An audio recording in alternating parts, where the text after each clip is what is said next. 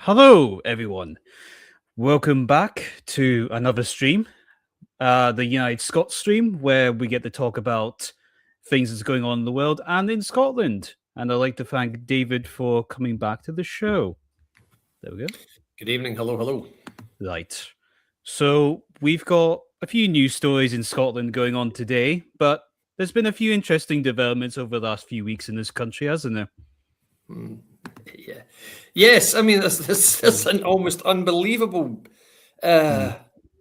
stream of activities and incidents taking place. The stuff that's happened over the last couple of days has been, wow. Really, it's hard to know what's going to come next. So, yeah, very, very odd. Yeah, it's interesting because I guess I didn't expect an Iran bombing anytime soon, No.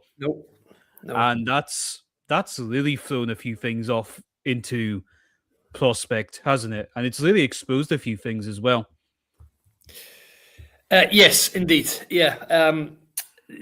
The Iran thing, in many ways, it's long overdue because Iran has been such a disruptive influence in the Middle East and the world at large for decades now. And the fact that they've been, Iran has turned into this fundamentalist, backward, tyrannical regime based on fundamentalist ideology from the Middle Ages and passing obscene anti-women laws and laws impinging on people's liberties. Really, it's ridiculous. And not only that, we know that Iran has been behind terrorist activity. We know that Iran has sponsored and funded those who commit suicide bomb attacks. So I'm very surprised they've been allowed to. They've been indulged this long, and in a lot of ways, it's great credit to Trump that he said, "Okay, enough." And I know he's not everybody's cup of tea, but he certainly acts. He certainly doesn't. He certainly talks, walks the walk. Put it that way. Yeah, because for me, that covers geopolitics. I've always liked when he's intervening.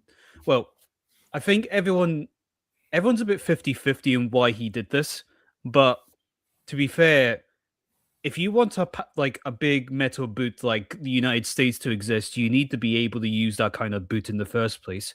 Yeah. Not what's been for the last few years with the Democrats, where like, oh, we'll do something. No, we'll do something. No, he just does it. True. That's and to his credit, that's what he does. He doesn't talk about it forever. He just acts first and maybe thinks second sometimes. And to be honest, we kind of do need that nowadays when we've actually got. It's not so simple as everyone thinks, that war, because there's things affects with China, there's things affects with the UK, which is something we can maybe look at. But I did mention this on the stream last night about all the different things that are going on. But there's a lot of things to a lot of things, and you can't just simplify it to the easiest extent, which is something I think we should be understanding in Scotland, because we had protests regarding this international incident. And if this is willing just to go onto stage, there we go. So we had protests in Scotland, in Glasgow. This is the funny thing about these protests. See the one on the left or the one closest to us? Yeah. That was the ones that were done on Sunday or Saturday where the Ayatollah got killed, which is good news. And that's with the Persian flags, right? Yeah. And then on Monday or Tuesday, they had the ones with the Stop the War protest with the Iranian flag. And to some aspect, it's like, why is it here? Yeah. But then, like, why is it in this country? But then there's another aspect of, we've actually got two of these grounds here. And it's kind of telling. Like, it's nothing to do with us, really. we've kind of made it out our way not to be involved, but we've got these people who are for Persia and for Iran. And Yes. it's like, and I'm like, well, this is something I didn't think about. I should have thought about it, but it's weird. But you also know when it comes to the dynamics of what's going on in this country between the left and the right and Islam and so on, you really see who's on whose side. Because the pro-Israel, the Persians are on one side, being very happy with loud music, and they were actually quite positive, to be fair. Yeah. Sure. Yeah. No, I And agree. the other, sorry, go ahead. Oh, Yeah. no, please. And the other side, they were like, stop the war, support the government, and pro-Palestine and all that. And I'm like, are you guys really trying to make us hate you? Seriously. Are Yes. you actually trying to make us hate you even more, which makes everything in that picture look the same if you had no idea what it was? No, Yeah, I know what you mean. They seem to be deliberately contrarian, I think is the word. There's some very, very unusual activity going on at the moment. People are protesting about very, very strange stuff. Really, we've got to the stage now where the level of antipathy towards the state of Israel and the supposed genocide that is apparently going on in Gaza is so extreme that it really is very difficult to differentiate the anti-Israel sentiment from anti-Semitism, because that's very much what it looks like. And I think you're seeing a lot of people always talk about Zionism and extreme Zionists and all that stuff. They're talking about Jews. That's what they're talking about. Let's be honest here, guys. Come on. So, really, you can't have a situation where we're reverting to anti-Semitism, not a mere, 80 years after the greatest crime ever committed against humanity. You really can't afford to slip back into that. Whatever you think about the state of Israel or people from there, you simply cannot allow those dark forces to rear their heads again. You can't. So there's some dreadful stuff happening. We're seeing this equally vociferous and unpleasant sentiment against people who question if men and women can change sex as well. And the stuff that we're hearing about that is that they're going to start attacking people if they don't let men into women's prisons and men into women's toilets. What? Where did this come from? Well, they're already doing that. That's to be fair. They're already doing that. And I think I saw a thing of Turning Point with Nick Tinconi where they actually attacked his stall. And if you know Nick Tinconi, he's the leader of UKIP, but also probably shouldn't I, really? Where have I left this? There we go. So much shite on my screen, honest to God. It's like they want to play the victim, but they're really just showing themselves to be the actual monsters they claim to be against. But up here, they've probably never been that aggressive before because it's never been a necessary thing for them to do. Because maybe being fearful to people is just not a thing that you see it here eventually. Nick Tinconi is the leader of UKIP, but also Turning Point UK, and you just see them like these Antifa thugs. Remain calm. I've just threw that to the side there. But you see how intense these events get? Yep. Yeah, there are some very, very, what would you say, extreme emotions on show right now. Right across the whole divide. Security, stay on your toes, please. Yeah, just pointing out to people because some people still believe in the world that we haven't got to this stage yet, but we've been at this stage since Southport. Yeah. And what I worry about is I feel better compared to our last stream, honestly. But I feel it's good because we got some hope there, but I'll talk about that later. Yeah. But what I was worried about is people really not catching up to the modern trends, because I feel that's a problem up here. Yeah. Because even what you said about Jews in Israel, people would say, "Oh, that's establishment, that's Westminster talk," or they're so behind. They're like, "Oh, we can't support the Jews, or we can't keep this World War II narrative thing," which is it's a phrase used by people on the internet spaces. But it's like there's a common sense thing that up here this doesn't happen. Like No. protests like these don't happen. Instances like this doesn't happen, and the problems that happen mostly are down in England. But then we're still getting instances up here, which I'm not covering today because I mentioned it yesterday. Yeah. So, I don't even know what to make of it because people's just really throwing everything to the wind on this one. It's really annoying. Yeah. And if I get to the right thing, I'll just mention myself. I'm referring to the incident where there was a knife wielding person that Yes. apparently was charged by the police. Hmm. And some people, I mean, I don't believe the person's 23, but that's my age grievance, I guess. I guess I'm just too old and I'm thinking of my 23-year-old self. People went straight to accusing what he was, where he's from, and it was just a real bad incident that could have led to a Southport incident.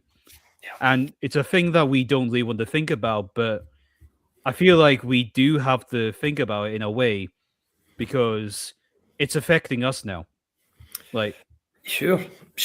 Oh, I mean, you're right. I mean, this idea, it seemed to be an SNP nationalist type viewpoint that, oh no, these incidents don't happen up here. People in Scotland are popular and likable and all this nonsense. And the guys, you need to get real here, honestly. So these type of incidents can happen anywhere to anybody.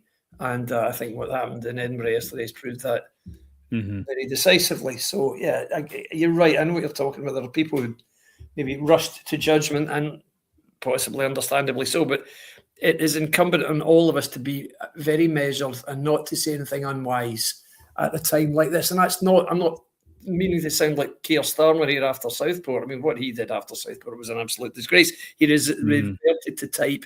He went back to his human rights lawyer training and he started throwing people in jail for saying stuff, maybe intemperate stuff on social media after 3 tiny children were slaughtered by a complete madman. Well, yeah. Nice. Wouldn't you be better making sure these things never happen again and then worrying about what people said on social media afterwards? Wouldn't that be an idea? I would have thought, but anyway.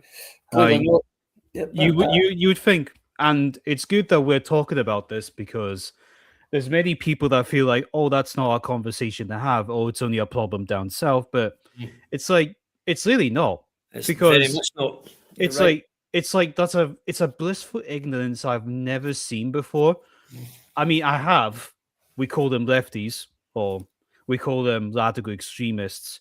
And I think the one thing I want to mention just now is the idea of corruption, because the government cannot ever be corrupt, can they?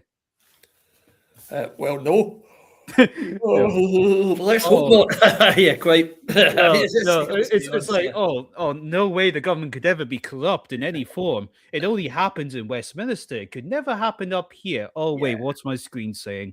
Quite, yeah. And this is very breaking news for me to be covering. So I'm happy to have you here talking about this. But this comes from The Herald, the probably most SNP pro paper I've seen, where it says, breaking, an SNP Hollywood candidate announced she will no longer be running for the party Hollywood election amid investigation into disability benefits and claims. Yes. Sally Donald previously joked about being on the SNP's gravy train, was the SNP's candidate for Edinburgh Southern. Yes. What an interesting idea, the SNP gravy train. Yeah, indeed. What an interesting idea. I think, to be honest, her actual phrase was the gravy bus. Shows how ignorant she is. Doesn't even know what the expression is. Oh, Nobody talks about gravy bus either. she did actually say gravy bus. It's on here. Sorry. Yeah, it's just me saying gravy train because it's the same. It's the same thing. Yeah, But quite. it's like, oh, it's a gravy train. It's a gravy bus. Yeah, so grifters making use of the benefits of the government. Yeah. And it's like, I think they're looking into investigations of the whole thing. They don't leave a link to the. Oh, there they do. Like they did. What did she actually do? Because I hope I can read some of this. Yeah, go for it. Yeah. Oh no, I can't. I have to be paying to read the stupid thing. Well, What a coincidence. So yeah. So we should be careful what we say about this, but it's just that she is being investigated for benefit fraud. Apparently, she was the candidate for which Edinburgh constituency was it? Edinburgh Southern. Edinburgh Southern, right? Okay, well, she wouldn't have won anyway. Well, hopefully not. The difficulty is, I mean, she's. I don't know what she did for a living prior to getting involved in the SNP. Let's have a look and see if I can see anything here. Yeah, because this is what happened when I clicked the link. It just went. Yeah. It went that. Here we go. It just did that to me. So announced she'll be no longer standing while a Social Security Scotland probe looked at alleged inquiries into the claims that adult disability claim. Yeah, this is ongoing. You trying to tell me she's disabled now? Oh, like, okay. Well, poor thing, eh? Yeah, and so I was like, poor person, you know. No. But this is a woman who has previously been photographed in New York with Angus Robertson and Kelly Given at some waste of time trip out there to presumably to boost Scottish independence or to waste some more taxpayers' money or whatever. 31 years of age. I have no idea what else she's done for a living. I really don't know. She's picked as the candidate there. And while this is ongoing, while the investigation is ongoing, she has stepped down while the investigation presumably takes its course. So, honestly, I mean, the standing for Parliament is accused of fraud. Oh my goodness me! So, I mean, this is a trend with all this, isn't there? This is a continuous trend. Yep. I mean, the very thing that to think that somebody who is presumably confident enough to say, yes, I'd like to be the member of the Scottish Parliament for an Edinburgh constituency, to think that they would simultaneously say, oh, I'm going to need some adult disability benefit, though, because, I'm clearly not fit. Yeah. Right. You're not fit. Not sure why it is you're standing for Parliament then in that case. Surely that's the most demanding, exacting job you could have. And so really, are you wise? So it would appear not. So I do wonder about this. I mean, people who claim benefit these days, we know there are far too many people claiming benefit in Scotland. They're not genuinely ill. I'm not suggesting I have no idea what this woman's issue is, whether she is ill or not. I have no idea. Wouldn't like to speculate either way. But there just seems to be a trend where people who you would say maybe in the past wouldn't have been called ill in the slightest are getting money from taxpayers, from the government at the taxpayers' expense because of some illness, be it post-traumatic stress disorder or anxiety or something like that. And you just think, right, okay then.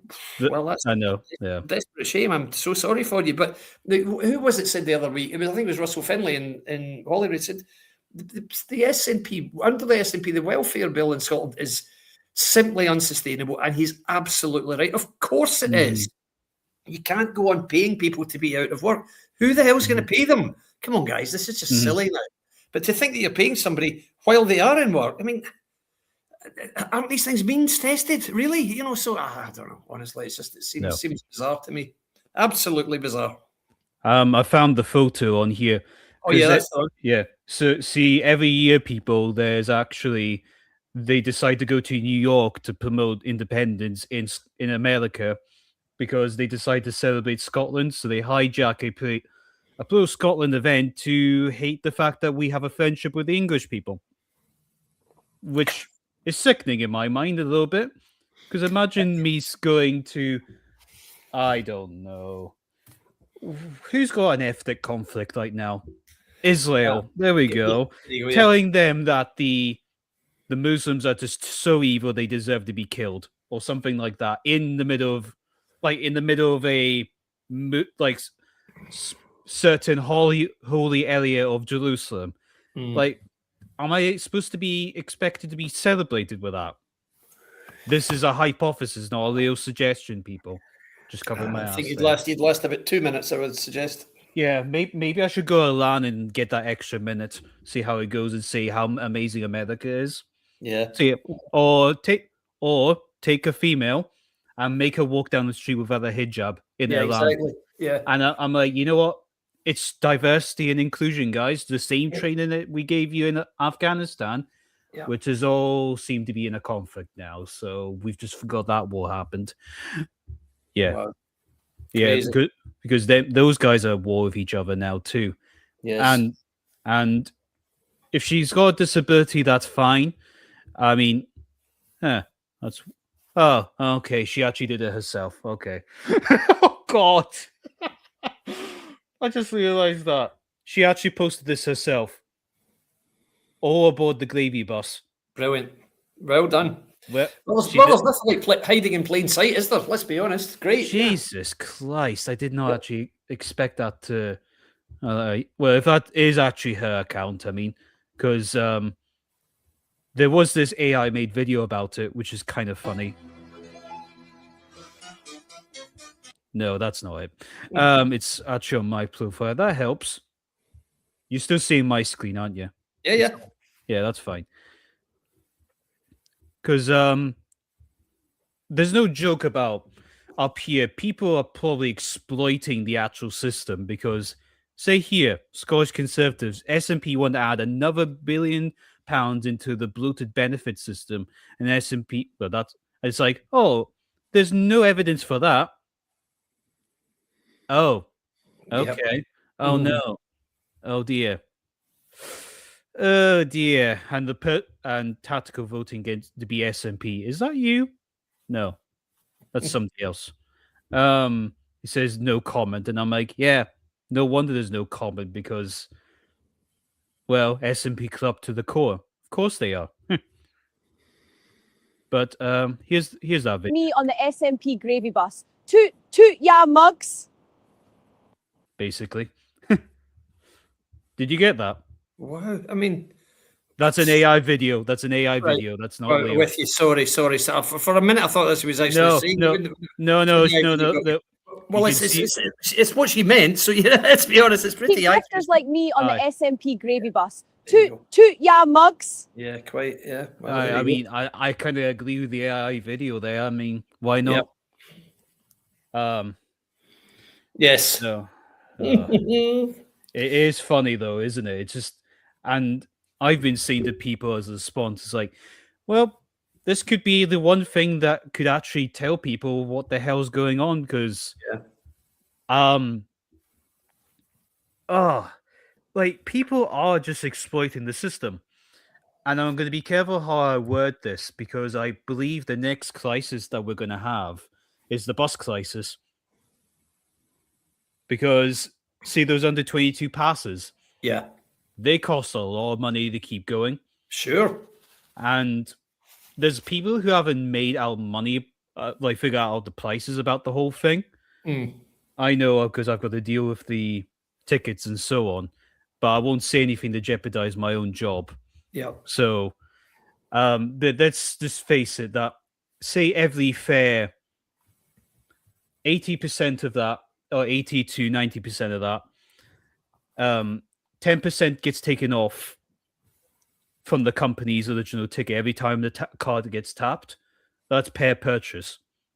That's everything from local buses to big buses going up and down the country. So a single ticket's like £43 between Aberdeen or Inverness to Glasgow and Edinburgh. Take 10% of that off, then the other 80% goes back to the company. But who's the government's bank account? Us. Yeah. So 80% of that free fare free travel, is bankrupting the companies, and the only ones who benefiting out there are the two new guys, Flixbus and Ember, which one's all electric, so that falls into the government's paying for electric vehicles scheme. And the other one is a foreign company that does international stuff all the time, but has been sued for £36,000 for failing to keep up maintenance calls. Wow. Yeah, and that's I have to be careful of that because I might just have to join them because how bad things are going. Because I probably should shut up and I'll just say in the messages below before I say anything else. Because that's just quick. Basically, money's not working. Like you said about benefits. Yep. The gravy train, what I'm mentioning. All these free things that's coming out of the Scottish government, the free benefits, not making people go into work, continuously paying people to do nothing. Yep. Giving people who shouldn't be here benefits and free healthcare and so on. I mean, the free healthcare is a scam in itself, but luckily that's put into the entire UK financial system, not just the Scottish budget.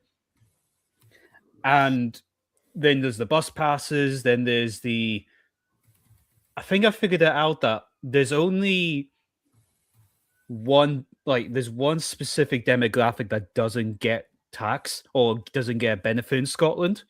Because I'm not trying to go through all of them, but for me, single in a flat of my own, I get a I get a discount on me living myself. Oh, A okay. singles discount. So we've got everyone who's born to say 22 for the buses. If someone is young or just doesn't have a partner, you get benefits.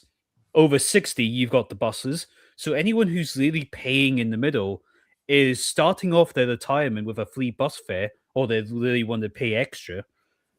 And anyone who's decided to not integrate into society very well, or just decide not to integrate at all, as in benefits.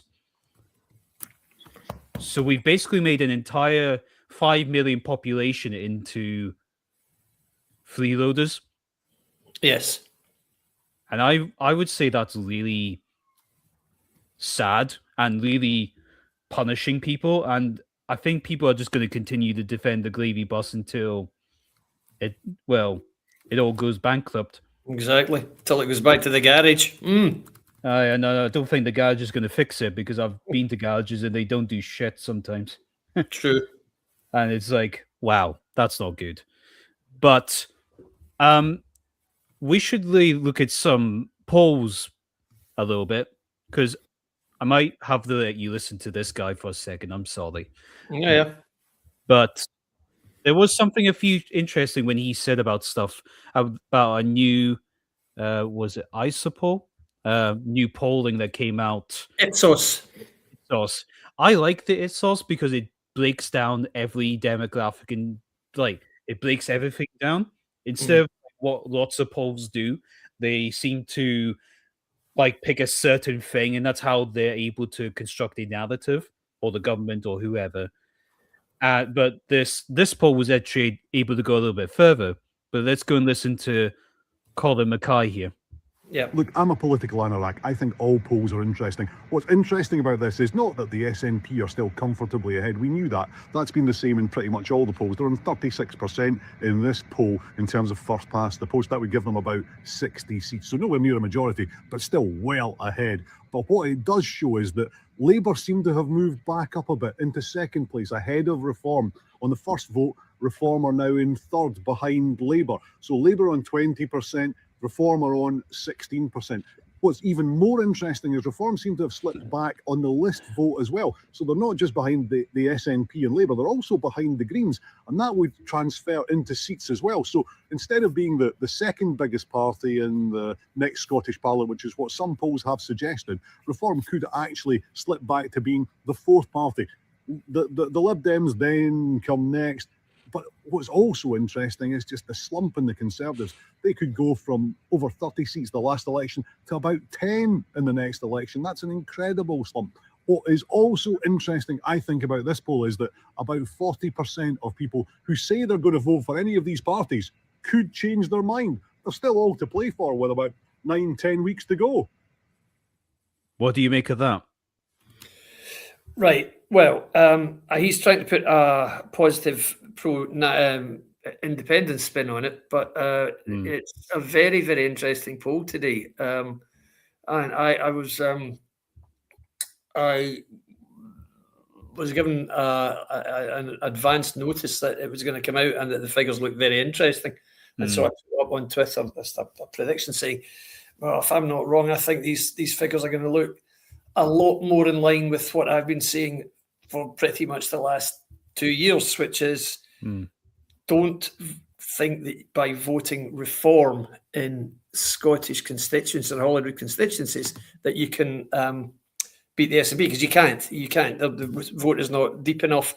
The offering's not sufficiently widespread, and the message is just not resonating at all. So, and what this has shown is that, finally, Labour, I would say, on the back of some Labour policies being announced, because Anna Sarwar has been for some time now confirming what his policies will be. And this is a point I've said to many Labour people, you have to get yourself out there and differentiate yourself from the other parties with your policies. The only way to do it is with policies. And it does strike me that the bulk of Labour's policies are eminently sensible for Holyrood. And I know that an awful lot of people are hugely disenchanted with Starmer, but then nobody more so than Anna Sarwar, who was the first public figure to come out and say, look, this guy's got to go. And he was right then, and he's still right.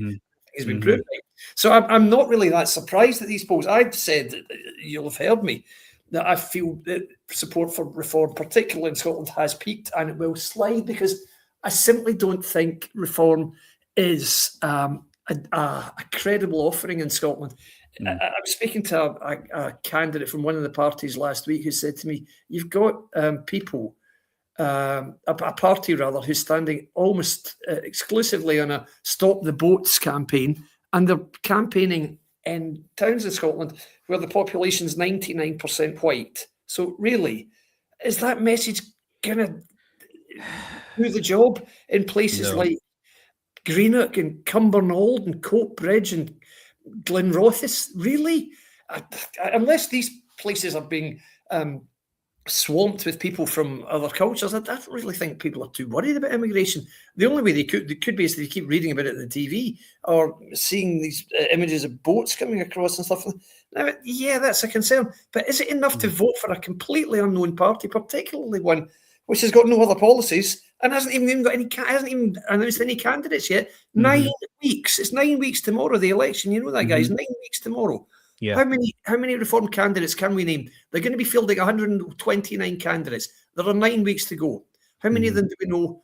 We know there's going to be one, Malcolm Offer. That's all we know.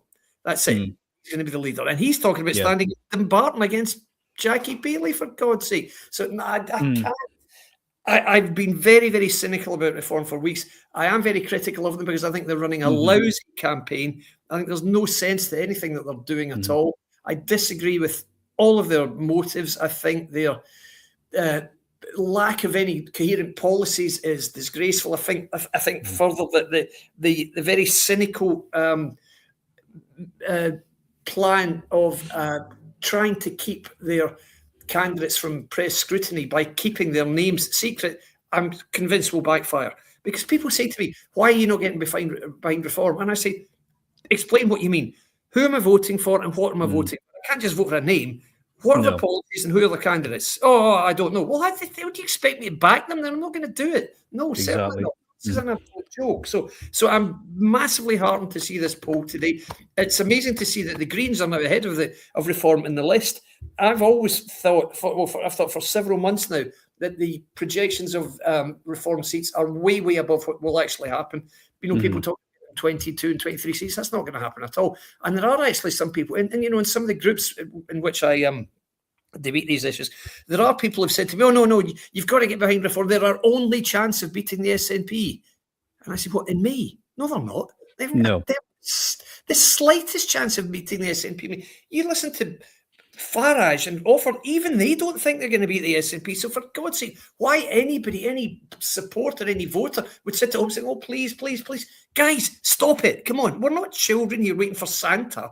We are looking for a coherent way, a plausible way to stop the SNP. That's what we're doing. Now, you look at the figures that are on the screen now. SNP at 36%. I think that will fall. What's 16%, I don't think that will rise either. Lib Dems and 10%, that sounds about right. Conservatives 9%, yeah, that's about right too. Labour's the only one I think can rise, because if Labour keep coming out with sensible policies, and by that I'm talking about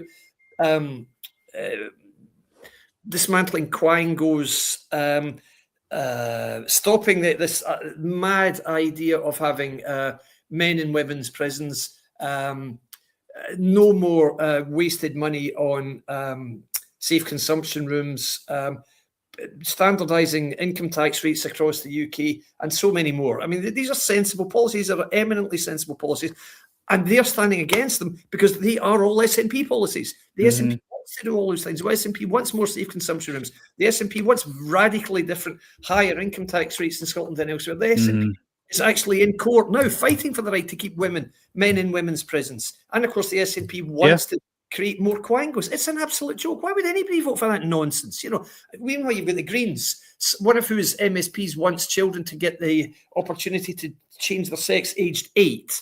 So, right, okay. And all they care about is Gaza, seemingly. And really, I mean, the idea of voting for the Green Party in Scotland, you'd have to be clinically insane even to think about it, really. I mean, it makes no sense at all. So against that, you've got, a Conservative Party, which is still saying the same stuff, but their vote share is declining, we know. You've got the Lib Dems, who are doing well. It looks like they go from, they won 4 constituency seats 5 years ago. They then had a 5th guy, a defector from the Conservatives, Jamie Green. So they've now got 5 constituency seats, and they've got every chance of doubling that to 10. And you'll know I've come up with a tactical voting guide, and in it I said the Lib Dems can win 10 seats, and I've identified them all. Not only are they best placed to win, they actually have a real chance of winning each one, genuinely. And most of them are in the Highlands and Islands, not all. Some, couple in Edinburgh, a couple in Central Scotland. So yeah, they've got a real chance. Conservatives can hold on to some of their seats in the northeast and the south of Scotland. It's going to be difficult because they're going to get squeezed by the SNP and Reform, which is, again, what I say, Reform really has no business standing, because all they're going to do is take votes away from the other parties who can be the SNP, and they're going to make that a lot less likely. Yeah. Labour, meanwhile, is the only party that can challenge the SNP across the Central Belt. Reform can't. The Reform aren't going to win seats in Paisley and Greenock and Ayrshire. There's not a chance. Certainly not Glasgow either. Certainly not Central Scotland. They're not going to win any seats here. They're genuinely not. Okay. So why the hell they're standing, I'll never know. But every day I have the same argument with Reform supporters when I'll say, look, guys, it's really only Labour that can win here. You're just a Labour man. Oh, your party's this and your place. I don't have a party. I'm telling you. I hate that. I really do. It's such a petty argument, isn't it? I know. It feels like, oh, you don't stand with us, you're a traitor. Exactly. Wait, you just sound like the guys you're supposed to be against. Quite. You're just the same noise, but a different corner of the room. That's all absolutely right. And I get pretty much the same arguments from both Reform supporters and SNP supporters, because to be honest with you, I don't see much difference between them, in all honesty. You've got one side who are saying everything's going to be fine if we're independent. You've got the other side saying everything's going to be fine as long as we vote for this guy here who's going to stop the boats, he's going to stop walking. You really sound like you're just as frantic and just as nonsensical as your supposed opponents on the other side. But every day somebody will say to me, oh, your party, why should we vote for your party? And I remind them, I don't have a party. I'm endorsing candidates from all 3 parties. I'm also endorsing a candidate from the SDP in the list, Craig Houston in Glasgow, because they make an excellent... Same here as well, by the way. Exactly. So I'll have no hesitation doing that. So don't label me as anything, because it's just projection. These are people who are desperate for Reform to win, or desperate for the SNP to win, and the only way that they can think to smear or discredit my message to say, yes, just because you want Labour. I mean, I couldn't care less who wins, as long as the SNP don't. That's the thing. That's why I can't actually be, if you like, I can't be corrupted, because I'm not for anybody. I look very coldly at the stats and say, this is what's going to happen. And people get furious with me. A guy today, again, only about an hour ago, that guy said to me, nobody with any sense is going to vote for Labour. Actually, hundreds of thousands of people will vote Labour now, and I'm sure they're all eminently sensible. Well, they won't, because they're not going to get in. Don't you expect me ever to vote Labour again? I'm not going to do it. If the SNP get in, so be it. And I say, okay, well, if that's your view, if you're saying if the SNP gets in, so be it, then I've got nothing else to say to you, not ever. Okay. So that's I'm not interested in talking to anybody who's going to say anything so fundamentally stupid as I don't like Labour very much, therefore if SNP go in, nothing to do with me. I tell you what, mate, just get off my timeline. I've got nothing to say to you. Go and vote for whoever you want. Just stop telling me about it, because I don't want to know. Okay? Yeah, because that really just sounds like what me and a lot of people have been dealing with the ex-Reform voters. Yes. So if you, well, no, we're not ex-Reform voters, Reform voters themselves against the store. Quite. And it's like, you're just proving yourself to be absolutely hinged on the God-man King Nigel or whatever to save you from the graces of others, but not willing to work with people who actually want to help you. Like, there was a reason why I felt so shot down, because it's like, are we really going to be playing this stupid game? Because we'll quit. Like, the young people will quit, and it's like, well, England's got something on track. Does Scotland? No. No, indeed. No. But there's positive vision about this, because at least you mentioned the Lib Dems. I've actually never had a problem with Lib Dems. I know what you mean. Yep. I've never actually had a problem with that. Well, maybe. Yeah, apart from all that nonsense about we're doing it for Beth and all that stuff, they didn't exactly cover themselves in glory there and voting for the GRR bill. The fact is, with the Lib Dems, a lot of people don't like them. A lot of people say they don't know what a woman is and all that. Yeah, I get that. But they're still a hell of a lot better than the SNP, because they similarly don't know what a woman is. And it was SNP policy that the Lib Dems are voting for. So please, don't tell me they're not as bad, or they're just as bad as the SNP. They're not. Okay, they're not. And the big thing is they don't believe in breaking up the United Kingdom. Thank God. I know. It's like, well, you've made the common sense votes sound bloody normal. It's like, well done. No, this is a Hollywood projection seat. It's not going to be 60. I might believe the 13. 16, definitely not. But that just sounds really frantic, to be fair. That's only if everyone decides to be fighting amongst each other and actually, piss each other off to the extent it should be that bad. Yep. But let's say, compared to our last poll, what do people think is actually more important? Health, inflation, economy, immigration, before the devolution question. But people also think that's more important than social care, education, tax, poverty, crime, and antisocial behavior. Yeah.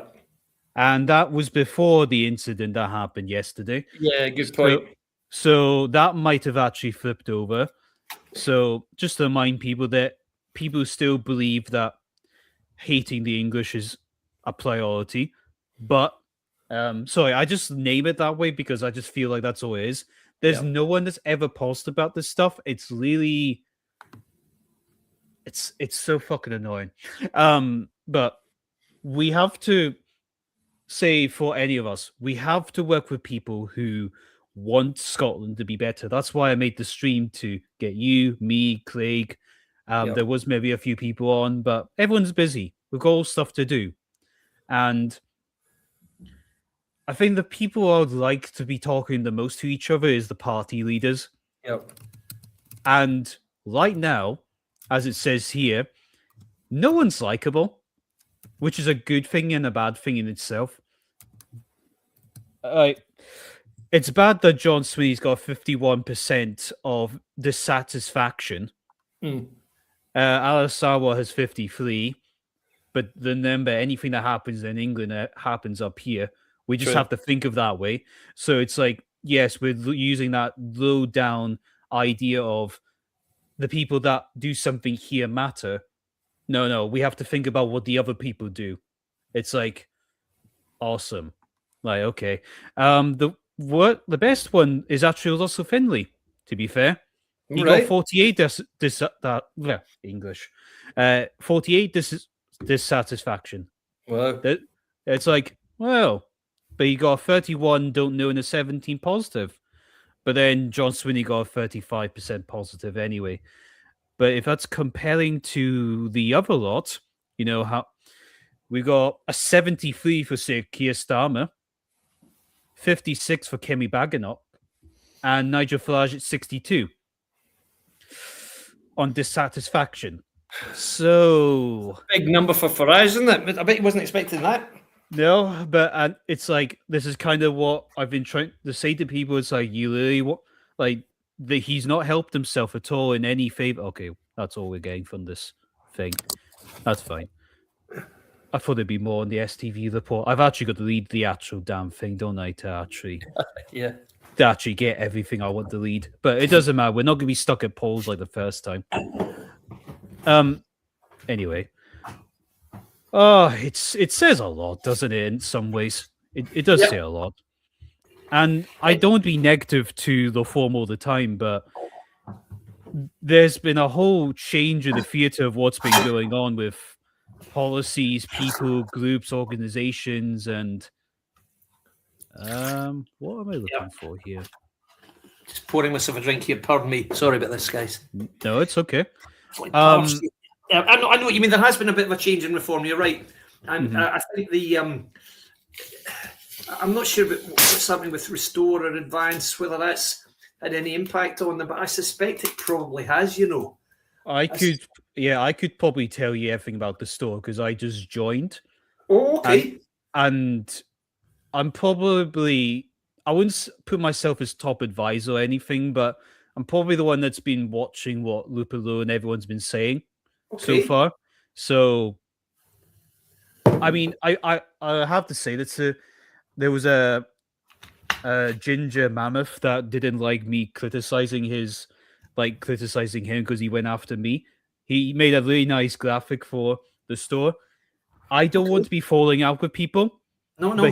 But I really don't want to be falling out with people. But when he decided to call me a moron for going after John Swinney, then saying, when I said, here's someone who doesn't want to understand the difference between unionists and unionists and nationalists, and he says, is that in English?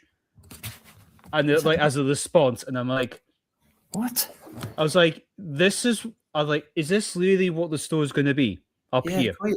Like, do you want to be like that? I mean, I can actually show the thing if you want me to, but I was like, and then he blocked me for just blocked me for. He tried to mock me. That was the annoying thing. He said, "You've got 108 subscribers," and I'm like, I'm very proud of those. Like people that wanted to come on, wanted to talk, wanted to watch my stuff, and I'm like, I'm happy with 108. My other channel's got 500, but I haven't put any effort into that one, and it's my fault for not making enough effort on my own channels. That's why I'm doing lives to push my, I suppose, mental capabilities of talking to people. Where I get incredibly nervous about doing some of these things. I remember when I was at the Glasgow protest and I got attacked by one of the SNP supporters. Really? Yeah, it was annoying.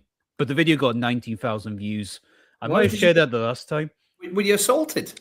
Yeah, basically. Yeah. By the pro-Palestine, pro-independence lot. But it wasn't... It was anti... a Force for Good event that was sponsored by Tommy Robertson.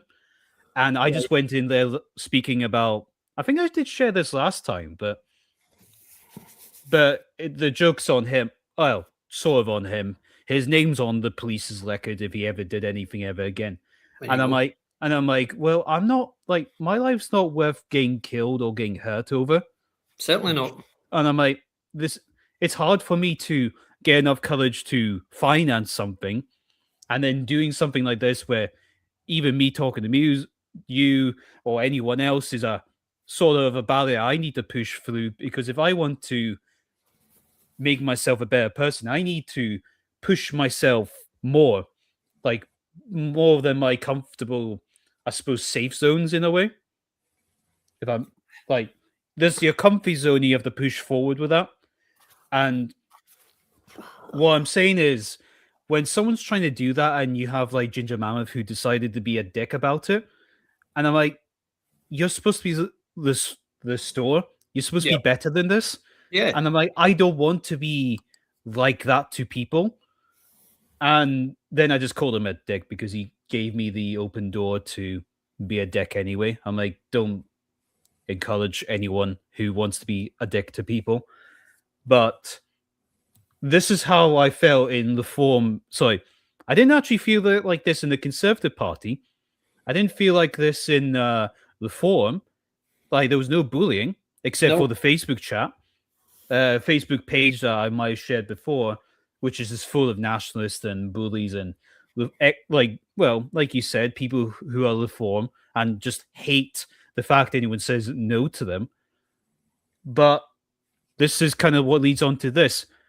Go and tell me after listening to this, what's the difference between the Conservatives and reform? And why is there no audio? In a sense, helped hand all of these seats to the SNP, despite the fact their share of the vote at this election is likely to be way down in what it was in 2021. Yeah, no, I mean, and I think, and it's like Malcolm saying, we're looking at these constituencies. Well, reform is actually just taking votes away from unionist parties like the Lib Dems, like us, and obviously Labour, because Which is the Labour right, aren't which is doing the right great. to do. It's an But election. It's the right. That's what they're doing, but they're actually not. They're handing the SNP the right to have another independence referendum, which we've fought for the last. I have personally fought for since 2014. What about that, Malcolm? So the final straw for me leaving the Conservatives, there was a number of reasons, quite a number of reasons, but the final straw was the Scottish one, which is the Scottish Conservatives have only got one policy: What is it? to say no to a referendum. No, it's not. It's the only policy they've got. It's And I not. tried What to have you encourage, got? and I tried to encourage them to have more Right, policies. And I was tell told, me and I one was you've told got. they weren't welcome. Tell me. Has the introduction of Reform Yeah, UK, so I'll shut in a up. sense, helped? Shut up, please. Yeah. See, that's pretty rich, isn't it? Malcolm is complaining that the Scottish Conservative Party has only one policy. This is reform, complaining that other parties have no policies. What a bloody cheek. How many policies have you got other than stop the boats? What does that mean in Kirkwall or in Caithness? Stop the boats. There are no bloody boats reaching there.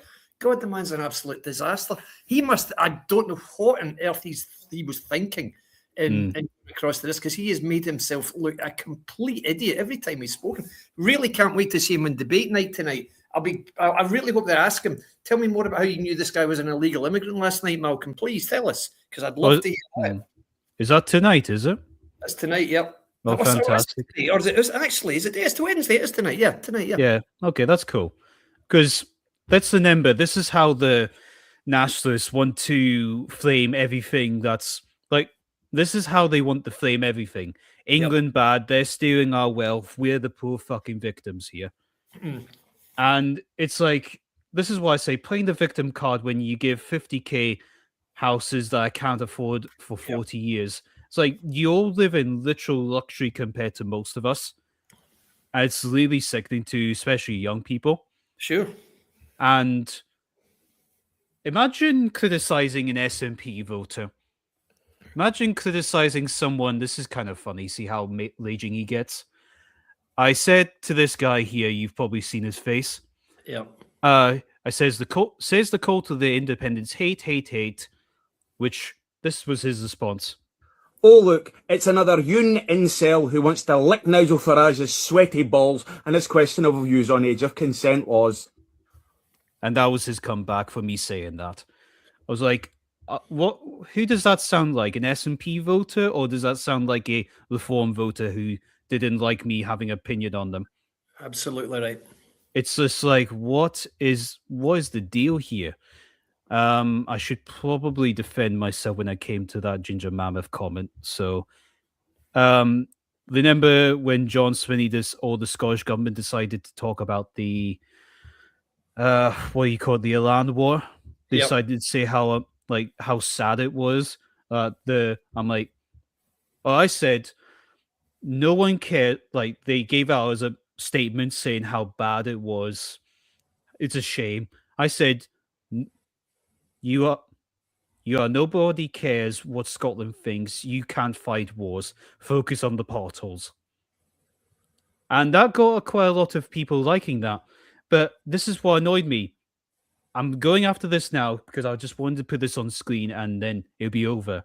Yeah. So Frank the Mammoth said, I'm the store member and I think you're a total walloper. And I'm like, that's nice. I hope you feel special because your life sucks that bad. It's like, why do you have to be like that? Yeah, indeed. And then I'm like, why do you have to be like that? And, I actually thought he would be a lot more bold and actually open-minded to this stuff. But this is what I said to him afterwards when he shared a nice graphic up here. I don't know if you can see the mouse, but I can see it. It's very, very small. Very top up the number there. It's like he said, this is when I'm being a dick, so you can accept that. I said, what a sad, he says, trying to help people digest what we're all about as a store member. That's what he's on about. I said, what more than sad F hates people who are happy and support the store, which is what I put myself in. And I said, I thought he wanted to move on from nationalist and unionist hate. Okay. And he said, is that in English? A way to discourage people from what the actual conversation is. Sort of straw manning in a way. I said, it's French, you muppet. Then he said, in English, please. Did you think? I said, I did think English was hard for you. Then he tried to go after the 108 subscribers. And then so I'm quite proud of that. At least I enjoy making my content for fun. And then he blocks me. Well, there's no point. They're better off not wasting your time interacting with people like that. I mean, there are people to talk absolute nonsense to me all the time. Somebody's saying to me, I'm now stuck defending Keir Starmer. Me defending Keir Starmer. And exactly. Starmer 3 weeks ago, whenever it was, came out and said, with great boldness and great vision, he said Starmer has to go because he's clearly not able to do the job. And everybody can see it every day. The man is an absolute flop in the job. But for a senior Labour politician, a Labour Party leader in one country to say that took a lot of balls and a lot of prescience as well, because it's worked out, because people are now saying, actually, you're right. And the idea that I defend him, I've been saying for months, Starmer's been an absolute flop. He was a flop right at the start. He got his premiership off completely the wrong foot, and he's gone from bad to worse. He's been badly advised. His policies and his decisions have been poorly conceived, badly communicated, and appallingly delivered. Just dreadful. Everything is shown a complete lack of any kind of political instinct. Defend him, not on your life. The man is an absolute clown, and I really cannot wait until he's no longer Prime Minister. He'll certainly never run another election. Not a chance. No chance. So defend him. No. People just throw accusations at you which have got absolutely no bearing in reality, simply because they're angry because I'm pointing out this is what's likely to happen, and they don't. Message. It's like me holding up a mirror to somebody and saying, look, and they say, how dare you show me that horrible image? Well, the image is you, mate. What do you mean? I can't help it showing it, I know. And I feel like we're going to get a lot more people like this, and like even people that's maybe on our side is going to get really pissy real fast. And it's like, that's what I'm worried about when it comes to up in Scotland, because this whole conversation of having this thing is very new to us, and having it's always SNP's criticized us, but what happens when it comes from a unionist? Yeah, it's like some people will just go straight past, and it's like, oh my god, this guy's a fascist, this is a thug, I deserve to, I don't know, something. But in positive news, we do have a new political party, the Store Britain. Yeah. And that's what I was kind of should have been leading on, but that's my fault. So we have a new party called the Store Britain, led by Rupert Lowe. And this is according to the news, after 15 days, they have now over 100,000 members. That's pretty impressive, isn't it? Yes. And I think it came in just at the right time. I'm assuming you've seen the video about, his main video, the store's video. There you go. like the party one. Yeah, yeah. You've probably seen that one. But they've actually been doing really well. Even a new poll that came out today, I believe it was today. Yeah, that's fine. 3rd to 4th of March. Yeah, that's fine. Putting the Store Britain on to the 5th position of the Find Out Now poll, which is like, oh, number 7, 100,000 members within 2 weeks, and they haven't got full on policy yet. But Rupert Lowe's his own party for Great Yarmouth has apparently just been registered as a political party. Oh, wow, okay. So we're looking at a whole new stream of politics as we speak. Like, as in, imagine if there was a Glasgow First Party that would be just Glasgow people only. Yeah. They could have communications with Edinburgh First, Aberdeen First. And it's like, oh, we don't have to follow with this nationalist parties anymore, but we could have ones based on the people around the area. Yeah. Like it used to be 100 years ago. We just call them independents now. But we've had such a long strand when it comes to political parties, say there's the Conservatives and the Labour Party and so on.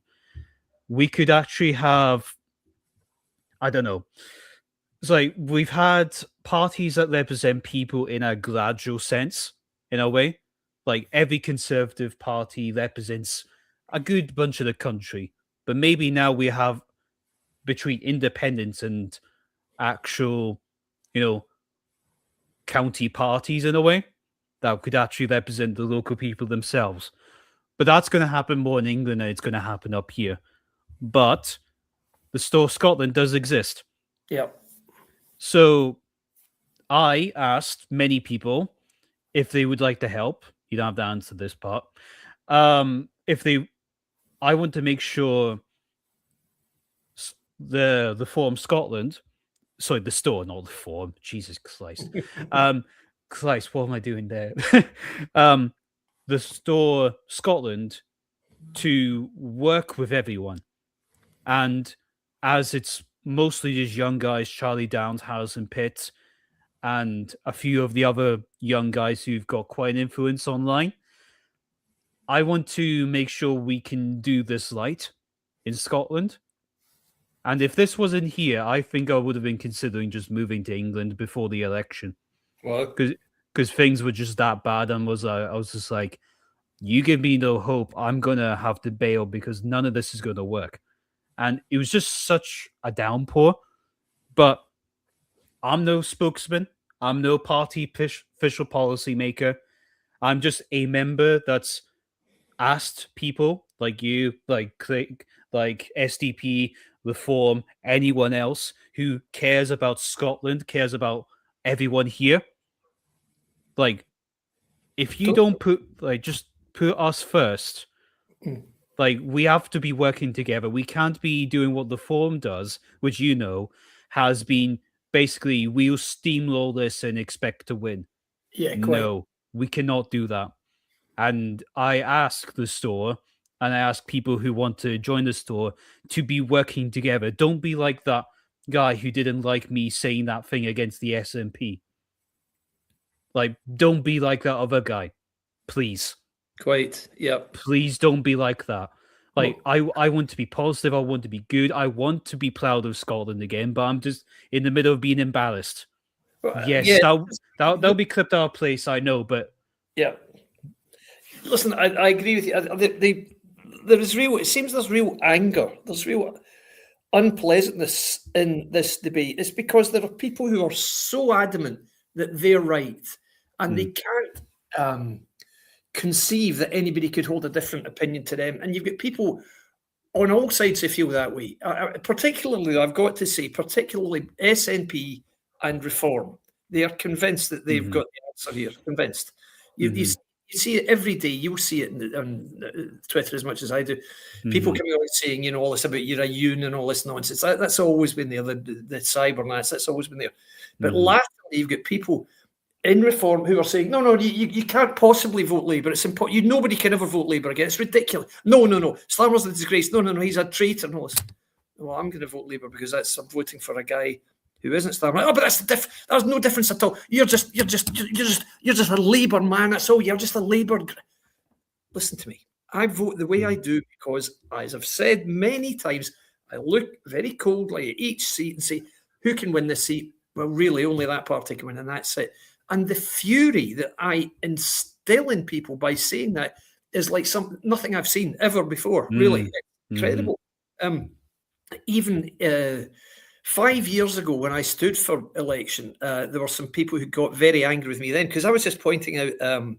Again, it was facts and figures because 5 years ago we stood for a party which was a list-only party. The idea being if you vote tactically in constituencies, is exactly as we're suggesting this year, and then vote for a list-only party which is pro-UK, you will. That's how you maximise the power of all your votes. And they were saying, no, we can't do that because you're taking votes away from Labour and Conservative. Yeah, but we're giving them to a party which believes in some Labour values and some Conservative values and is pro-UK and is absolutely unshakable in that. So what's the harm? It's not like the Labour Conservative opposition parties are doing anything particularly useful at the moment anyway. But in any event, what they should be doing is fighting in constituencies. That's where elections are won. No, you're wrong. No, I'm not wrong, actually. I'm telling you, this is how it works. And I was coming up with graphs. I was coming up with Excel spreadsheets saying, look, if you 10% of the Conservative vote and the Labour vote, give it to this party, you will get more seats. You will do in every region. No, we can't risk it. That's not on. They just wouldn't listen at all. So they got a bit angry, but nothing like this. Every single day now, I've got somebody telling me that I'm, a Starmer fan, or I'm just taking money from Labour because it's my party. Guys, listen to me. It's very, very simple. I've been through it so many times. I do this because I understand elections and I know which party can win seats throughout Scotland. You guys, every one of you who argues with me, is coming at it through the prism of, I want this party to win, therefore, I'm going to frame my argument in such a way that tries to make it out that my party winning is going to be the outcome.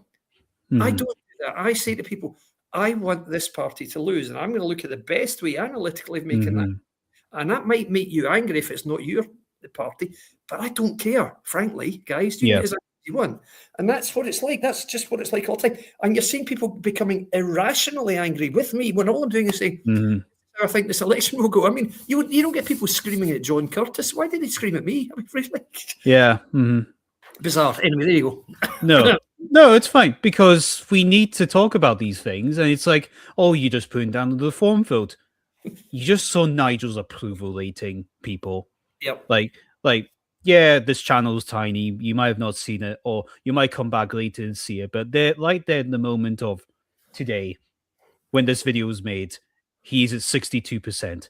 And what I offer the store and Scottish people, all of us, not except for the people who were like that bald guy who didn't like unionists and think we're evil scum and pedophiles and so on, apart from when his lot do it, but like to offer this space of we can be better than what we've been offered by government, by people, and by ourselves. And if you're not willing to move beyond those criteria, like, I don't think there's a space for you up here, really. Yeah. If you can't be more than what you limit yourself to be, I don't think you can, because I don't think Scotland's ever had a legacy, especially of just holding yourself back to a certain standard. Like, you didn't become inventors and philosophers of the world by just sitting back and doing fuck all. Quite. Good point, indeed. Very good point. It's Scotland was never a country that just let stuff happen. Sure, in the Enlightenment, Scots led the world in a lot of disciplines. Absolutely true. So yeah, this is what I can't stand. I've said this also. I don't like the unpleasant. I really don't. I don't need to listen to people being unpleasant to me just because they don't like them. The very, very impartial message I'm giving them. But I'm just sick of people saying to me, well, I'm not going to vote Labour. I'm never voting Labour again. Right, okay, but where's the constituency you in? And they'll say some Central Scotland constituency, and I'll point out nobody else has ever won that seat other than the Labour or the SNP. So if you're not going to vote Labour, you're pretty much saying I'm perfectly happy for the SNP to get. Well, I don't care, frankly. Okay, well, I really have got nothing further to say to you if that's your viewpoint. The SNP's got to get out for many, many reasons. We're all talking about what change is needed in Scotland. Understand that nothing will change in Scotland while these people remain in office. Nothing. That will get, if anything, things will get worse. That's all. That's all that will happen. So please, please, please, vote any way you want. You've got two choices in this election. You can either vote for the party you like best and say, well, I don't care what the outcome is. I'm just voting for this party because I couldn't in all conscience do anything else. Right? Okay, that's fine. Just don't complain about the outcome, though, because you're deliberately voting in a way that you know isn't going to influence the result. Okay? Second method for voting is to say, well, I want to help to realise a result. And so I'm going to vote in a certain way that's going to mean either this guy does win or this guy doesn't win. So that's where I'm voting. Now, I can only identify really with the latter because, frankly, and I'll be blunt here, who gives a fuck who you vote for, whoever you are? I'll tell you who. Fucking nobody. Okay, so please, every one of you says, I'm going to vote this way, I'm going to. We don't fucking care. All right, stop saying it. All right, I can't be any more blunt than that. Nobody cares. Your vote is about as interesting to me as your last shit. Okay, so please understand that. Stop telling me nobody gives a shit who you vote for. Please, if you can understand that, then we're going to get on and off better. But until you understand that, can I suggest you stop telling me, because I don't want to know the last time you blew your nose either. Okay, so please just stop it. All right. Yeah. There you go. So that's me. Just I have to get. Sometimes I have to actually say it a little more bluntly. I'm not listening, frankly. No, it's fine, and that's why I wanted to just say this part here, because the whole reason to get the store in is to get out of this stupid dynamic and do something better. And sorry to say to anyone that this doesn't affect the May election, because they're trying to stick for the 2029 general election. So that's the basic aim. And when it comes to the store, let's see. They've basically been going after the reform vote, and the reason they got 100,000 is, well, they're being consistent, but Nigel hasn't been. Nigel has not been consistent. And look at what they tried to post to say themselves being consistent. They're trying to copy the store, but if you watch right to the end, you show him counteract himself with my own video here. You try to control non-EU migration if you have no control over EU migration. We're saying, let's freeze immigration. So no more immigration. No more immigration until we sort out the mess of who's here. Calais and these areas are acting as a funnel for large-scale illegal immigration into Britain. We need to send out the message to the world that illegal immigration into Britain won't be tolerated. Whether they're legal or illegal, you think there are too many, right? Yes. And we want to control our own borders and decide who lives, works and settles in our country. Thank you. I'm sorry, I've had enough of this. If you come from Afghanistan, you go back to Afghanistan. End of. I will reiterate, nobody that comes into our country on the back of a lorry or via a boat will ever be given refugee status, will ever be given leave to remain. Nobody. Yeah. Thousands of illegal immigrants are in Britain at the moment. Do you support deporting all of those people? It's impossible. Literally impossible. It's a political impossibility. But is it your ambition? No. It's a political impossibility. We simply can't do it. So, was that a little bit clear? Was that okay? Absolutely right. Yep. Indeed. Consistency was key, Nigel, and you fucked it up. Right. And I think people who've been in the store have been a bit concerned about the way they've been viewing the basically demographics of what they mean by deporting people.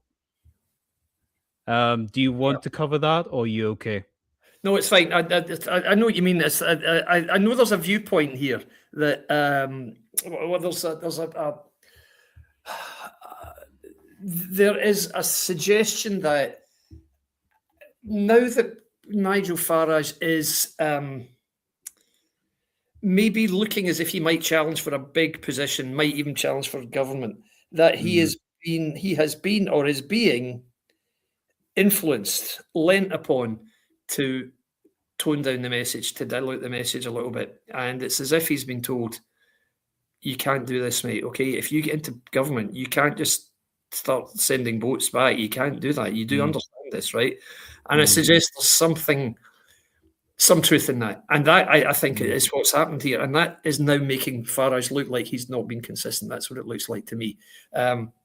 Whether that's true or not, but I have been told that by someone quite close to reform, but that is what's happening. And I've been told that if he does get anywhere closer to a seat of power, then believe me, that his message will be diluted an awful lot more than it has been, latterly. So is that true? I think there's some truth in it. Yes, I would say there probably is. Yeah, because the vision of the store has been quite consistent and very strict, and not to the aspect of hating people. Not everyone of different minorities cannot integrate and all that stuff. But I don't think we really need to, because there's a lot of people that's been covering this stuff, and it's... Nah, I think you're right, yeah. There's really not need to be looking at this, but... Indeed. Well, let's pick one last topic, and then, because I, as always, I have to go in shortly, but anything else did you want to talk about tonight? I don't believe there was too much. No, I think we've covered most of them, but yeah, I mean, I think what we're doing here, if you like, I mean, the way I view this is there are very few genuinely impartial commentators. The majority show was very good that way. They didn't have any particular leaning. I think that at least one of my two co-hosts had joined one of the political parties, not Labour, incidentally. I've never been a member of any party apart from when I stood 5 years ago and briefly joined a party that no longer exists. So it was genuinely impartial. And the whole thing about it was to say, we need a voice for Scotland's anti-nationalist majority. Now, out of that came the fledgling movement to abolish Holyrood. Didn't really get anywhere, and that soon stopped. But again, that was completely neutral also. But the only aspect in which we don't seek to be neutral is in our opposition to nationalism. As you probably know, I describe myself as an anti-nationalist because I detest nationalism. Patriotism, absolutely fine. Nationalism, certainly not. Nationalism is othering. Nationalism is blaming a different country or a different people or a different race for your problems. It's corrosive, it's toxic, it's damaging, it's awful. Yeah. So I will always oppose it. So what we do in a thing like this is just to say, okay, well, what's our take on what's happening? Why do we think this is happening? Why do we think people are getting so annoyed and unpleasant and just trying to make sense of it? And the point I made earlier when I used some bad language, it's just sheer frustration because if anybody could think that people care who they choose to vote for, I mean, really, guys, where did you get this? I don't know. Sense of conceit. Nobody's remote. The whole point of a vote is that it's a secret ballot. You don't need to tell people who you vote for. You don't need to tell people who you like and dislike. Nobody cares. Okay. Yeah. So that's it. So it's to try and get to persuade people rather than just come on with your little script and say it and think, there you go, right, I've said it, so that's proved my point. No. Honestly, I cannot have the same conversation 12 times a day, every day for 2 years. I mean, really, it's just too much. Honestly, I can't do it. I can't. Nobody can. Yeah. No, I get it. It's frustrating because for years I've thought, oh, maybe we'll wake up this time. We'll wake up this time. We'll wake up that. No. And what I guess the only thing we'd have to be worried about the store is there a nationalist movement or a nativist movement. And for the last few weeks, I've been trying to figure out what position do I fall in. Like, I completely understand all the positions they're in. You probably saw on the screen, Ben Habib decided to have a fallout with the store, which is completely destroying Advance. Sorry about that, guys. But they only got 159 votes. They've just became the monster loony party lost to the Gaunton Denton Biden election or whatever it was. Yes. Like, you've just, like, all the little hope you had has just been quivered away. And there are things, but it's got to take time and we need to work on it. And I would call myself a nativist. The native Scottish, the native British are the priority of this country. And that's what I would probably put myself as, but not to put anyone discriminatory, just basically on merit. If you're a waste of time, if you're annoying, don't come. Like, don't be involved, I guess. But that's still a work in progress, because up here it's different than it is down in England. But let people know there is going to be a anti-SNP protest that's going to be happening. Is this all showing up? Yes. Yes. That's fine. 28th of March, very good. Yeah. 28th of March by the Force for Good. They've got speakers like Stephen Lenny and a few others. I believe The Truth is going there. And I think this will be the latest event that'll be happening. I really hope it's not going to be like the last time. I hope people show up, because I've been saying this long enough. Yeah. People need to start showing like proof in the pudding. They really need to start doing it, because on the same day, going up to Colton Hill, there's an Independence March of hate. Well, Independence March, Nationalist March. You know, some people in England are like, oh, it's a nationalist party, they represent everyone. No, they don't, because that's why this is here as well. Okay. So I hope anyone who has the spare time on Sunday to at least go down to Holyrood and, you know, enjoy yourselves. Try not to get involved with the other groups that don't want you there. Like they be at Colton Hill. They Force will Good be out down at Holyrood. The Nationalists will be top of the Colton Hill, you know, acting. So they should be separated from each other, and hopefully there'll be no problems there. This is done by Alistair McConaughey, and I hope anyone who's there gets a chance, because I want these things to work. Yeah. And not everyone's an activist. I'm definitely not an activist, and I'm still unsure which level I put myself in. I say nativist. I'm not sure. But it's just because I'm trying to work with both sides, and the store's got to basically mold itself into the Scottish space, and I support them until they prove not to be worthwhile.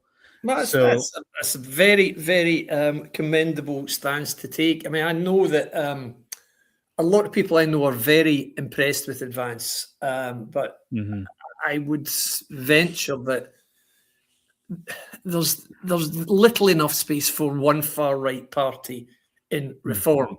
There is certainly not space for two further far right parties made up of Farage's ex-colleagues with whom he fell out. Yeah. So I would suggest that unless, I don't know how you feel about this, but unless Advance and Restore can come to some sort of well, that's the thing. They've kind of Ben's kind of just fucked that all up. Yeah, so I believe. But yeah, there can be some sort of accommodation so that we haven't got 25 parties, really, because it will end up like Italy, where nobody gets into power and every election is just an absolute farce. So yeah, and that's why I'm trying to get everyone to be on the same side, not to say, oh, would support Advance or all support the store. I'm like, no, like when it comes to the election, support Craig Houston for the Glasgow seat, and then the next seat support the Reform because Thomas Kerr's in the seat, because he's actually not bad. But then I think they're actually both in the same seat, so that's going to be annoying.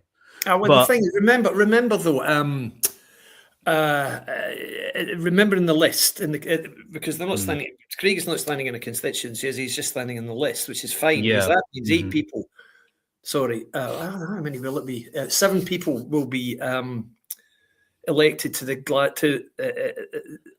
Holyrood via the Glasgow region list. The list in Glasgow, so it's 7 people in each region, right? So that means. Looking at Glasgow, Labour will probably win some seats there. Unfortunately, the SNP will probably win some seats there. I don't see the Greens winning any seats there. Reforms constituencies, that is. I don't. Conservatives certainly won't win any seats in Glasgow. Lib Dems certainly won't win any seats in Glasgow. The Greens, well, they might push the SNP in Kelvin, but that's it. They won't win a seat, and Reform won't win any constituency seats, I'm convinced, which means there will be 7 people elected from And the people with the best chance, the parties with the best chance, are the parties who won't have won any constituency seats. So Yeah. Lib Dems don't really feature in the list in Glasgow. Conservative Party normally would. Labour and the SNP, it just depends how many constituency seats they win. Anyone who wins a lot of seats won't win a list seat. Any party that wins a lot of constituency seats in that region won't win any of the list seats. So Craig has a real chance. And of course, if Reform's vote holds up like at anything like 14 or 15%, whoever's top of the list for Reform will get in, whoever's second in the list for Reform will get in, and probably third as well. So you're not necessarily voting against them. There are 7 people who are going to get in. So even if you just wanted Craig to get in, you vote for Craig, but the other Reform guys are going to get in also. So by voting for either of them, it doesn't necessarily mean you're not going to let the other one get in. But my advice would be, purely because I know the guy and because he's clearly genuine, I would say. My first, if I was in Glasgow, I would certainly give my list vote to the SDP, certainly, in order to give Craig a shot at getting in, without question. Yeah. And I've got Stephen Lenny up here, and I did him as a podcast interview, and I was like, he's really good. I like him. Good. And there's he's good SDP as well. I was like, yeah, the name might be not good for some people, but it's like, you know what? We need change. Like, you need to be more, everyone needs to be better. So what I think we've been on about, we need to be better, and we can't be falling behind like everyone else. Otherwise, we just let the people who shouldn't be near the positions of power win. And what does that say about us? It's that's why I joined the store, and I'm like, we want to make sure people work together. Yeah, there might be that thing with the nationalism and so on, but these are all patriots that want Scotland and Britain and to be better. We don't want to be going to civil war territory, and this is probably our last, I suppose, democratic choice before things go really sour. And there's hope in that, in a way. And it all just depends on what happens next, because there's no Scotland constituency or anything like that. There's nothing like that at all. No. So everything's been more focused in England, where the actual problems are. And up here, we're still trying to figure things out. But I'm just saying, as someone who's trying to get people to work together, please just try.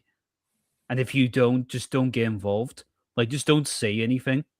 I think we've both got annoyed in our own different ways about it tonight. But I just want to leave on that good image that we can do things better if we can do things better if we put the efforts in. Yeah, agreed. Yes. Go to the protest if you're a protest. If you want to make content creation, make good content, so on and so on, that kind of things. Just do better. Be that positive image that we want to be in. Because the main thing that comes up on ChatGPT, why the unionist vote doesn't win, it's the main 5 things between the 5 things is they're very unlikable. Yeah. And it's the SNP are likable. And I'm like, you know what? These things are likable in a way if I didn't know what they were. Yeah, quite. Yeah. And I'm and I think that's a point of self-improvement that we have to do. I think there's so much we could do better, all of us, because at the moment, people are so dogmatic, and social media is to a great extent responsible for this, because people will say, I couldn't possibly vote for blah, blah, and for XXX, whoever, because of blah, blah, blah, that such and such said in whenever. And that's what it's like. It's like people will say every day to me, couldn't possibly vote Lib Dem. Oh, couldn't possibly vote Labour. No point voting Conservative. No, not doing it. No, not doing it. No. And these are the people who are on our side and who want the SNP, who will have in their bio SNP out, or let's get the SNP out, this sort of thing. And then they'll be talking in such a way, and I'll look at it and think, everything you're saying is the absolute opposite of what you've got in your bio. Why don't you just change your name? Why don't you change your name to, I don't really care who wins, but I'm going to give you my opinion because my opinion is so important. You better bloody listen to me. And that's what it's like. It's like people think they've got a megaphone to broadcast their unsolicited opinions on the rest of the world. That's the problem. And if people just stop for a minute and thought, right, okay, who really wants to? It's like I don't go and stand in a street corner and tell people about the football team I support or the religion I follow. If I did follow, I wouldn't do that. I wouldn't seek to do that. But being on Twitter and saying who you're going to vote for is doing exactly that. It's like lifting a phone up and saying, "Now listen, you. This is who I'm voting for, and you're not going to stop me." You wouldn't do that, would you? But you're doing it on Twitter every day. So yeah. Stop it. Don't do that. So bring a reasoned discussion to it. Say, the reason I'm going to do this is because I feel very strongly about this. Now, I could be persuaded otherwise or whatever, but that's my view. So if you can persuade me with others, that's great. You come and say, I'm not voting for them. Who do you think you are? You just think, no. And that's why I would probably be guilty of that as well. Like, even my response to Ginger Mammoth there was probably horrible. But, I mean, it's just because for so long you feel neglected and you're like, the only way you can say something is by bashing out in some sort of form. And I feel like we all just have to make ourselves a lot better in the ways that we do things. And I see that a lot on counts. It's just like, oh, come on, we can be better than this. And that's why I made this whole thing. Why do you think it's called Here He Goes Again? Yep. It's basically like, why do you think my channel's called that? Because it's like, oh fuck, this guy's talking again. Oh, here we go again, indeedy. Oh my god, here he goes again. Here you're on again with David. Here is the unionist again. Oh, you figured it out. Well done, boys. you figured it out. Well done. Well, listen, it's good that you're doing it. So now let's keep at it. I mean, it doesn't matter how many people are or aren't listening. This is all just about trying to get a point of view across and to say, okay, with me, you know what it is with me. It's me saying, I can't tell anybody who to vote for. All I can do is say, in the event that you want the SNP to lose, there's one way you can make it happen, and this is the way. Now, you hear a lot of people saying an awful lot of other things. Frankly, these people don't understand elections, have an axe to grind, have an agenda, and frankly, aren't really looking at the arithmetic. And that's a fact. Now, I'm not guilty of any of them. I do understand elections. I certainly can count. And I do know what the impact is of voting in certain ways, and I don't have any skin in the game at all. All I want to do is be this. So if you can take me at my word, believe me, you will, if you want this particular eventuality, if you follow me and if you do what I suggest in enough numbers, you will get the answer you're looking for. If you choose to say, don't believe you, think you're this, think you're that, not interested in you, you don't like reform, therefore I don't like you. Okay, fine. Okay, but I can't help it. Go ahead. Yeah. Let's stop talking in that case because, great respect, I don't spend my life talking to people who disagree with me because what's the point? What is the point? I don't talk to nationalists online. Why would I? Why would I waste my time? No interest in talking to them. I mean, have you seen the Prism podcast? It's like, oh, it's them talking to themselves. It's like, oh, we all agree with each other, but do they ever criticize each other? No. Yeah. And they call themselves the Prism. The Prism. And they're like, oh, the prism of your own consciousness might be wrong. Yeah. It's like, oh, okay, maybe not. But I'll cut the live stream off now because we've both got things to get going with. If you'd like to tell people where to find you. Absolutely, anytime. Yeah, of course. If you'd like to tell them where they can find you. Find me. Yes, you will find me on Twitter under the handle Erudite4Unity. And if you look at my pinned tweet on there, it shows the initial tactical voting guide. But just to say, the last thing I'll say, for those of you who saw what I did in July 2024, or in the lead up to July 2024, I will be highlighting the 73 constituencies in Scotland. I'll highlight the SNP candidate in each one because I think that was very powerful, and because all of the SNP candidates are sadly lacking in some aspects. There is something wrong with each one of them. They're either incompetent or they're inexperienced or they're not particularly trustworthy. I'll highlight the SNP candidate. I'll give you a little précis of why we should get rid of that candidate, because in every constituency I'm looking to get the SNP candidate out, and I'll recommend the best candidate to beat them, and that's what I'll do. So please keep watching my timeline, because I'm doing this with the best of good faith to achieve one outcome only, and that's to get the SNP out of office. There you go. Yeah.